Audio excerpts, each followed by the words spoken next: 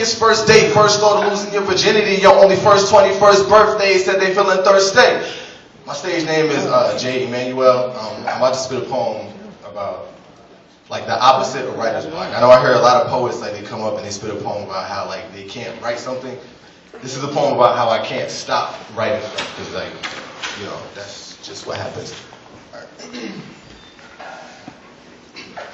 Clockwork, clockwork, my mind moves like clockwork. Why won't it stop working? Why won't writer's block work? That tick-tock of your wrist watch is a metaphor for the way my mind just can't stop moving. I swear I get inspiration in the strangest places. For instance, this morning I was eating a bowl of Apple Jacks, and while I handled that, I gazed at the maze on the back, and it brought me back to a time where I was a child. And then, right after I took a bite, I noticed my reflection was upside down in my spoon, and I thought, wow, that's kind of like my world is. And then that kind of upset me, but so I kind of frowned, but the reflection in the spoon was upside down, so it looked like I kind of smiled, and I thought, damn, that's just like this one chick I've been looking at since the beginning of the semester does. And then tick-tock, tick, I thought, what if I write the girl of my dreams a love poem about spoons?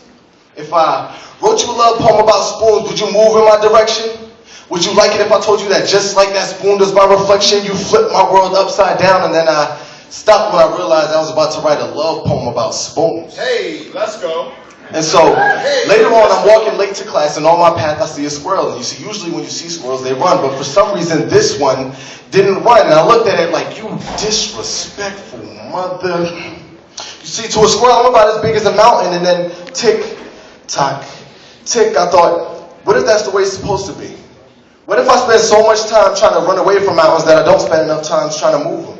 Or what if I spend so much time trying to move mountains that I don't spend enough time looking them dead in the face until they move? And then I stopped when I realized that a squirrel was about to make me write a poem about moving mountains. And so finally I make it to class, and I take my seat not too far from the back, and I realize that everybody's here except for this pretty pair of green eyes that usually sits 4 seats to the left, 3 seats to the back.